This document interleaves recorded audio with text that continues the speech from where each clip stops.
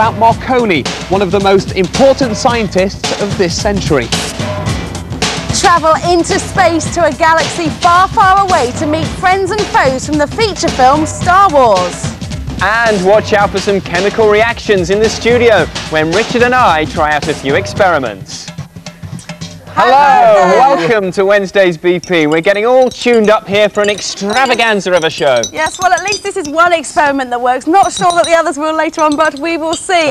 You can't see or feel radio waves, but you can easily show that they're all around us. Radio Bristol they carry messages across short distances, across entire countries, or even the world.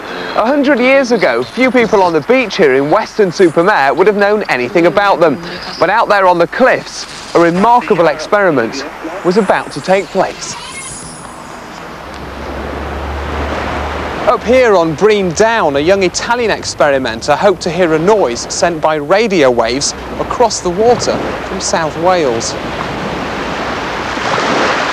And on May the 18th, 1897, he heard it.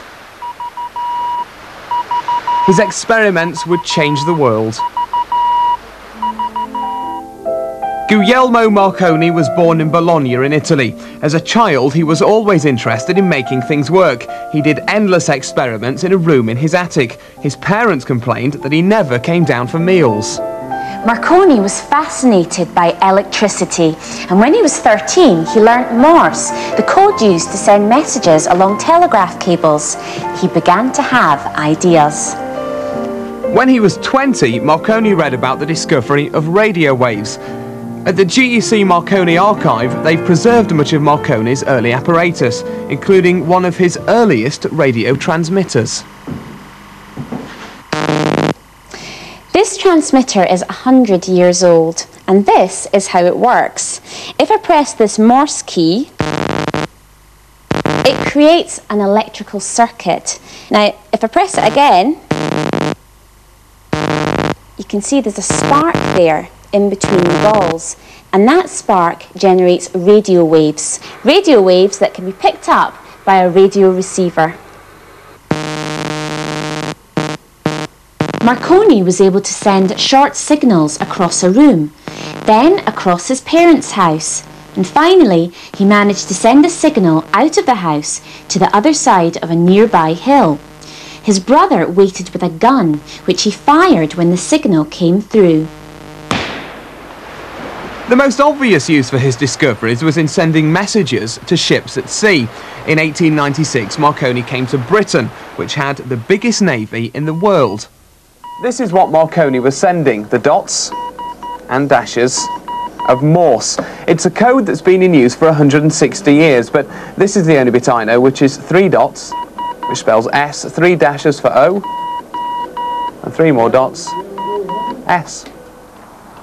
The world's most famous maritime radio station is not far from Brean Down. Martin Davies works there, and he did his best to teach me the code. I've done SOS, I want to get a bit more advanced. Well, let's just start with an A, because that's very, very simple. Okay. So you've got to do a dot and a dash is equivalent to 3 dots. Okay, so that would be a dot. That would be a dot. Would that be about 3 dots? That would be about 3 dots. Okay. So you've got, can I just do this? Go on, if you put your wrist, as was taught unto me, as you go, you get the speed. Have I got my timing right? I imagine you've got to be a lot faster to actually send a message. Oh, yes. Give me an example. How fast then? Do me a word. Do me blue. This is blue. That's blue. Fast. It's very fast. Peter?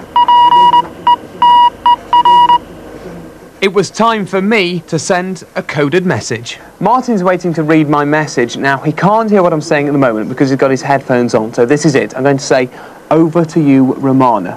So here goes. I'm going to start with the O, which is 3 dashes, like that. Hopefully I've got the wrist movement right. A gap for the V, which is dot, dot, dot, dash. Then the E. The E is very simple. It's just a dot. And it's interesting that the most, I'm concentrating, it's interesting that the most commonly used letters in the alphabet get the shortest number of dots or dashes. So E is just a dot and T is just a dash. However, we've got a few complicated letters here like U, which are quite difficult to spell out. That was 2 dots and a dash. Then R, we're on to Romana now, is dot, dash, dot. Then the O is dash, dash, dash. and then 2 more dashes for the M, and the A is dot dash. I'm going to go a bit faster here, a bit more confident. Finally, N. Whew, that completes the message. Martin, how'd I do? Well, that's very good. Excellent. Full marks. Over to you, Romana. Oh, excellent. Thank you. And it's over to you, Romana. Thanks, Martin. Well, by the turn of the century, Marconi had managed to send messages as far as the eye could see. But one day, a message from France was picked up beyond the horizon, in Chelmsford, in Essex. Although Marconi didn't know it at the time, radio waves can travel the globe by bouncing off the Earth's atmosphere. Soon, he was able to send a message all the way from England to America. As a result, many ships were fitted with Marconi wireless cabins. They were to prove very valuable. In 1912, disaster struck on the first voyage of the greatest ship in the world. The ship was the Titanic. In the wireless cabins of other ships in the area, the signals from the stricken liner were received. 14 west. Require assistance. Struck iceberg. This is the actual record of the radio operator who listened as the Titanic sank. 12:10 New York time. Here MGY, Titanic call sign, calling very faintly, his power greatly reduced. 12:27 New York time. MGY calls CQ, Titanic distress signal. Unable make out his signal. Ended very abruptly, as if power suddenly switched off. The operator sending those signals was Jack Phillips. He died, but thanks to his distress calls, hundreds were saved by other ships. Wireless communication had proved a lifesaver. Morse messages are still sent today. I listened as Martin contacted a ship in the middle of the Atlantic Ocean. The number of Morse radio messages received here reached its peak in 1980. Since then, Morse code has been used less and less, as most ships are now equipped with satellite communication. Morse will soon have been overtaken, but communication systems span the globe. Marconi went on to pioneer work into microwaves and radar. His company helped form the BBC, and by the 1930s, radio communications were a part of everyday life all over the world.